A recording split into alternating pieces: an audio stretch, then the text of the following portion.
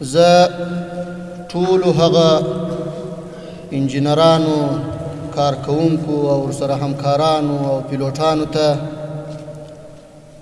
مبارکي وایم او د زړه د کومې مننه ورڅخه کوم چې د هیواد د هوایي ځواک په بیا رغولو او بیا فعاله کولو او منظم کولو کې یې زیار ایستلی، کوشش یې کړی، بې له کوم معاشه او بې له کومې تمې حاضر سوي دي په دې سختو شرایطو کې او د ملت او د هیواد او اسلامي امارت ته خدمت کړی دی او کوشش یې کړی دی چې په خپلو خدای ورکړو صلاحیتونو او استعدادونو زموږ هوایي ځواک یو ځل بیا فعال او راته منظم کړي.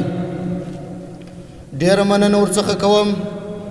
الله تعالی دې د دوی ستړیاوې، تکلیفونه، زحمتونه او کوششونه په خپل دربار کې قبول کړي.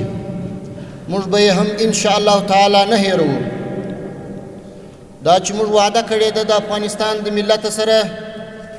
چې زموږ هوایي ځواک به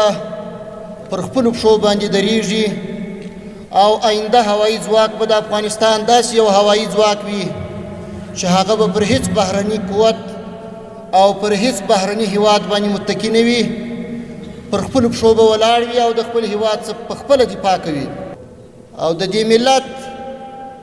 د دې حکومت او د افغانستان اسلامي امارت او د نظام هر مخالف وځپي او په نطفه کې یې خنثی کړي.